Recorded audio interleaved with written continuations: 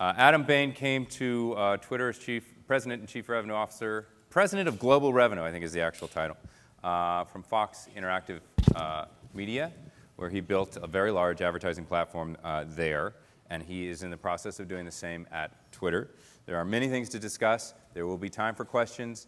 Please tweet your questions. I see them right here. I saw a few of you tweeted questions before I get to them, then you ask them from the audience, which I think is even better, because then we get that conversation thing going. Please join me in welcoming Adam Bain to the CM Summit.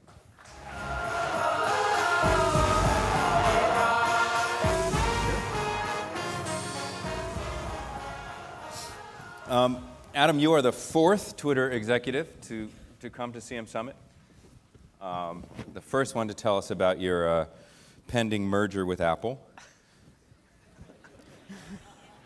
Oh, I'm sorry, I meant integration with iOS 5. Is that right? Yeah, that's right. That's exciting news. So I had all these other things I was going to talk to you about, but then we'll get to them. But first, why? How did this happen? Yeah, well, let me tell you first what. So today's a really exciting day for Twitter. A couple moments ago at Apple's Worldwide Developer Conference, we announced integration, full and deep integration with Apple's new iOS 5. So Twitter is going to be integrated down at the operating system level. And what that means for consumers, we think consumers are going to love it, but what it means for consumers is that through one single sign-on and one single tap, you can tweet from almost any application within inside of the iPhone or any iOS-enabled device. So I'll give you a good example. I'm taking a picture of you right now, and from that picture, right from the camera, I can actually tap to tweet that photo. Or I'm browsing something across the web and I want to share it with people I know. Again, kind of one tap to tweet. So full and deep integration. And this is not just for like Apple's camera or Safari, which is their native browser, but developers can tap this just the way they tap anything else that's the neat thing. The news really didn't cover this yet today, but the neat thing is for developers, they can actually integrate the single sign-on piece into Twitter, into their own applications. Is this Twitter sign-on, or is it that you're using the ID tools of the iPhone itself and then merging that with the Twitter authorization? So you're actually using an open protocol to kind of log in and use it. But what it means for developers, and we'll be hosting developers on Wednesday at headquarters in San Francisco to talk about this a little bit more. But what it means is that developers can now kind of take advantage of that as well. Did Apple do this because they don't have a social strategy? I think Apple, so I don't want to speak for Apple, but I think what we're seeing is that people are using Twitter to share and instantly connect to everything that's most meaningful to them. And you think about, there's been a bunch of these kind of now moments that people have been sharing through Twitter, especially pretty recently. So, in the last couple months, you've had the woman that's been on the airplane, the space shuttle launches, and she takes this iconic picture of the space shuttle in flight, the last space shuttle in flight, and shares it through Twitter. You have Shaq retiring last week only on Twitter. There was some neat integration last night on the MTV Movie Awards into Twitter. So I think this idea of ubiquity of open and free communication is one of the things that I'm sure helped. Yeah. Do you see this happening perhaps with your pals over there at Google? So we've done a lot of integration to date with Android devices, and we continue to do both. We're an equal opportunity application. So this deal wasn't, there wasn't a boxing out clause in the contract? I'm not going to speak to the specifics on the clauses or non-clauses. How much did they pay you? I wish I could say no comment, but no comment. How much did you pay them? No comment. Okay. No payments. Twitter is a remarkable, I'm pivoting, a remarkable service. It's had a role along with Facebook and other platforms in a lot of sort of cultural stirrings over the past year. And when Twitter becomes sort of almost a metal level capability in a device like the iPhone or Android devices or anything else that might crop up, it raises an interesting question, which is if I buy an iPhone in China, where China does not have they look down, they're not very big fans of Twitter in China. They're not big fans of Twitter currently in a lot of the North African and Arab Peninsula. So what happens when people get these iOS 5 devices? Do you expect that they might be banned because they've got native Twitter? So again, can't speak to that because we just announced it today. What I can tell you though is, Twitter, the application, and Twitter across multiple devices has been used in a lot of situations. Sure, it's been used in situations regarding politics, but also in times of need, like natural disasters. Certainly, you look at what happened in Japan, for example, and consumers rushing to Twitter to actually both communicate and also help. One of the most retweeted tweets of all time, for example, was a tweet about the earthquake with a link to have people actually submit to donate, essentially, to help in Japan. And certainly there's even social disasters like certain celebrities, for example, that get on the platform, who I won't name. Social disaster? Social Is that disasters, code for Charlie Sheen? You said it, not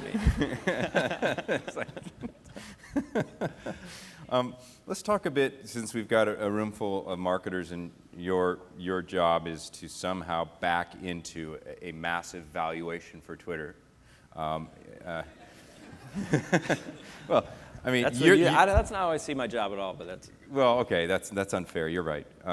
Your job is to figure out the revenue that makes sense for the platform You got it. in a way that complements the ecosystem. Yeah, you is got that fair? That's right. Good. Okay. That's good.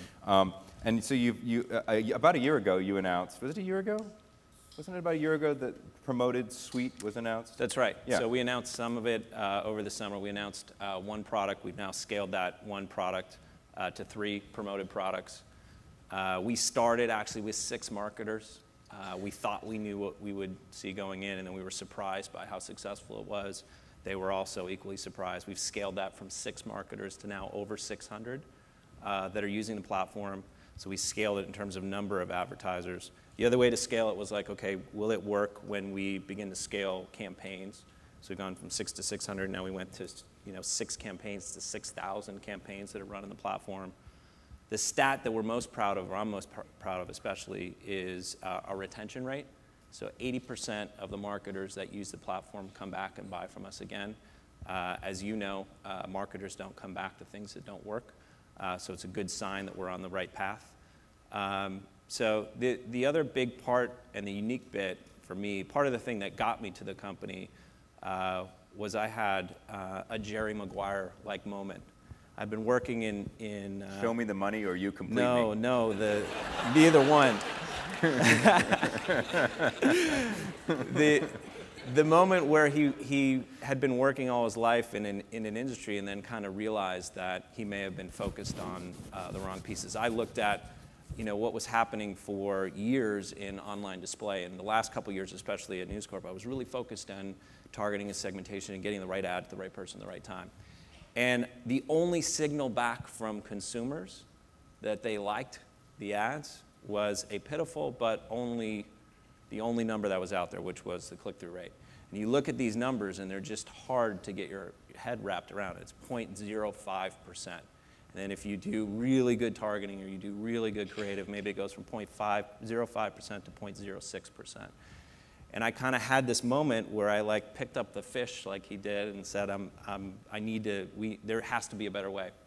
And around that time is when Twitter started showing me some of the results that they've been working on the platform.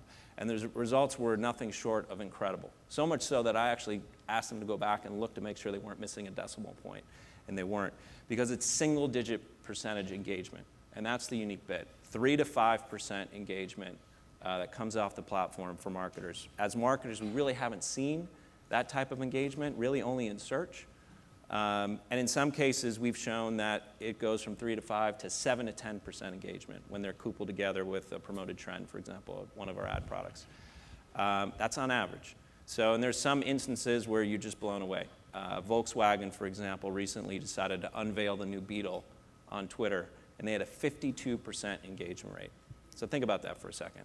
Probably the first time in the history of digital, certainly, you were in the minority if you didn't click on the ad or engage with the ad versus if you did.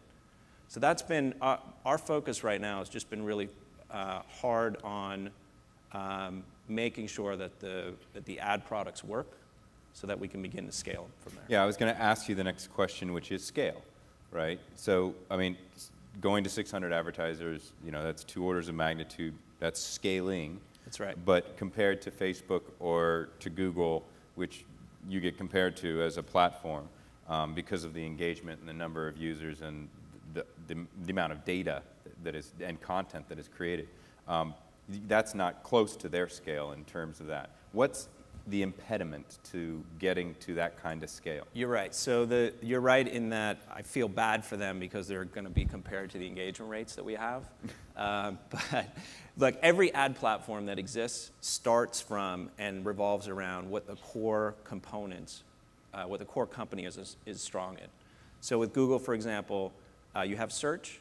You ask a high-quality question of search, and you get high-quality answers back. And they had a ton of those answers, right? So it makes sense that their monetization product revolved around that. Facebook essentially has a ton of page views. And so it makes sense that their ad product revolves and is centered around page views. What Twitter has is engagement, both on the consumer side and certainly on the promoted side.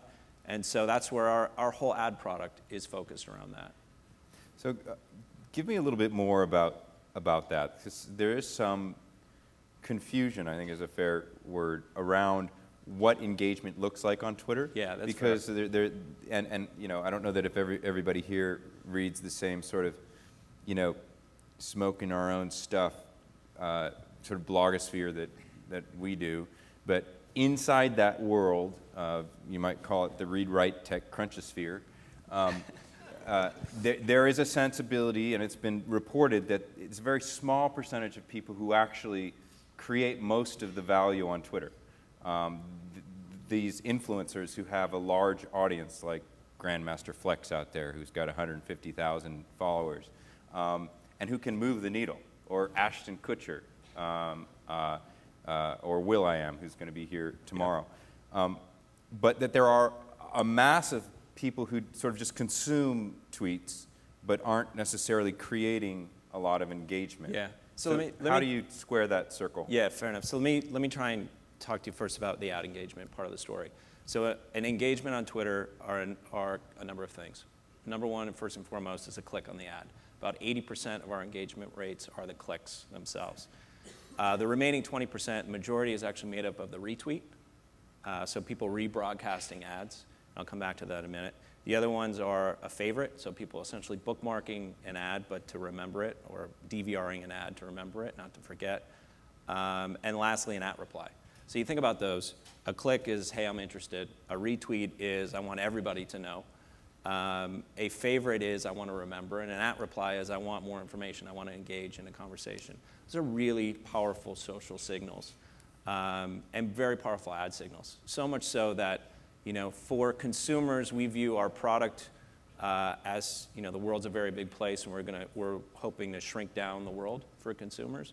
For marketers, it's sort of the same thing, only we're trying to shrink down the funnel and trying to kind of make the connection between just ambient awareness that existed in traditional display to strong signals.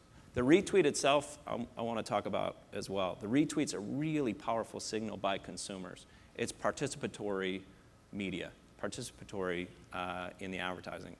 And I'll tell you a quick story about this. So we looked at the most retweeted content of all time. Number one is a tweet about the earthquake. Number two is a tweet by Stephen Colbert when he tweeted about the oil spill. Number 5 is Barack Obama tweeting, yes, we did, the moment he won the presidency. Only a couple thousand retweets behind the Barack Obama tweet are 2 ads from 2 marketers, one from McDonald's and one from Disney, Pixar, Toy Story. So when you think about it, people are actually retweeting messages from marketers. And you think about why. The answer to why is that consumers are actually looking at this as content, not as ads. And that's the big kind of flip that we saw in our early tests that's held through as we've begun to scale, is that consumers are actually looking at this as content, and that means that we've got a really powerful marketing platform. Now, where it is right now, you've got a promoted suite. You can promote an account. You can promote a tweet, as with the ones you just described. You can promote a trend. That's right. Which is the trending on the side there. That's right. where is it going? Can you give us a sense of other ad products that might be coming along? Yes, so those are 3 really good tools that marketers have started with, and the background on why those 3 that we chose. Again, we looked at what are the best ad platforms that kind of performed throughout history. And through our asking that question, we came back with 2 answers. One was certainly Google.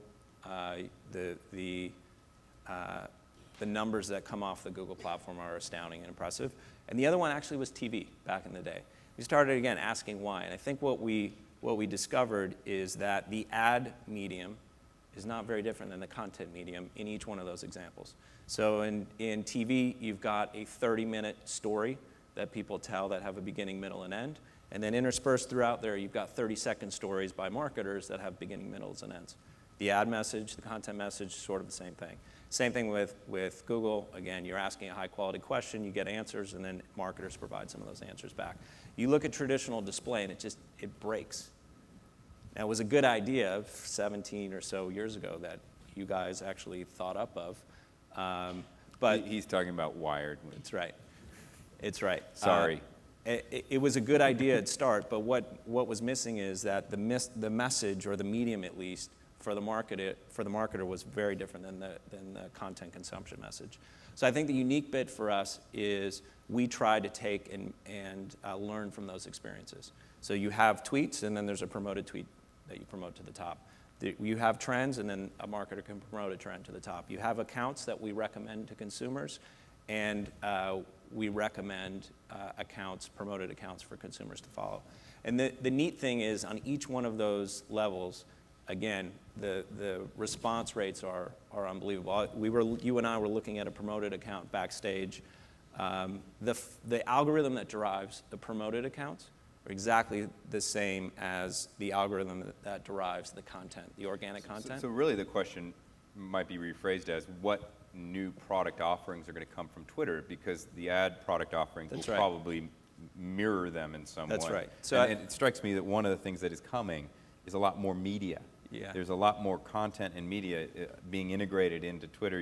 You're integrating photos now. That's right. It isn't a leap to think there might be video coming. And so does that mean that we're now, when we see our Twitter feeds, we're going to see a lot more rich content? So you certainly do today. So both photos and videos are part of the platform today. What we announced last week, for example, was improved search and an improved photos experience. The unique bit is we looked at some signals that were coming off of the graph and reordered or re-ranked some content. So for example, if you're looking at your search results, they actually may be slightly different than mine. And on the media question, photos and videos have been a part of the experience. Again, the organic engagement rate is so strong that consumers are following whatever path comes from the tweet. So a path may be down, to a photo, or a path may be down to a video. We've embedded some of that media closer to the users. But I think, what's going to come from us over the next bit is scale, in going from the 600 marketers that we have now to thousands, tens of thousands. You have to build sort of a more robust self-service product. We've got a self-serve product that's going to come later this year. Yeah. And the neat thing is the ad products that we built, first, folks. Were built with self-serve in mind. So a brand, when they come work with Twitter, can actually drive all of the targeting, the bidding, and the insight and analytics all by themselves. We just help them get onboarded. So the big piece for us, self-serve, is when you could walk up and buy just using your credit card for your new book, for example. And that's going to come later this year. So one is scale this way, and then the other way is just scale in terms of the amount of places that you'll see promoted tweets. Right. I want to make sure that there's time for questions. If there are any, please raise your hands, and I know that there's somebody with a mic who will find you. And while we wait for that, I want to ask you one last question, which is, I'm a marketer. I've got $500,000. I really want to go spend it on social because my CMO has been banging his shoe on the table and saying we got to get more social. Why should I go to Twitter instead of Facebook? So bottom line is we don't view ourselves as a social platform. It's a platform where people use to instantly connect everywhere to what's most meaningful to them. So the unique bit for Twitter was this whole asynchronous mode. And so we think, consumers are already familiar with and are interacting with brands.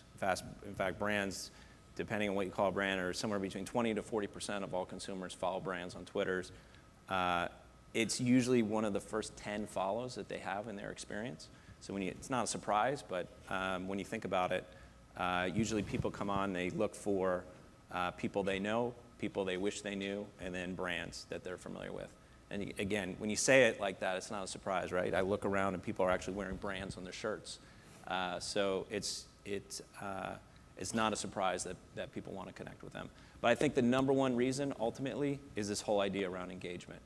And that, frankly, the question I'd have back to the CMO is defend or explain why you're spending any money in any other platform that doesn't have the type of incredible engagement that we've got. We have any questions out here? Right here. Hi, Sabrina from HBO. We are one of your beta ad partners. Hello. Question for you.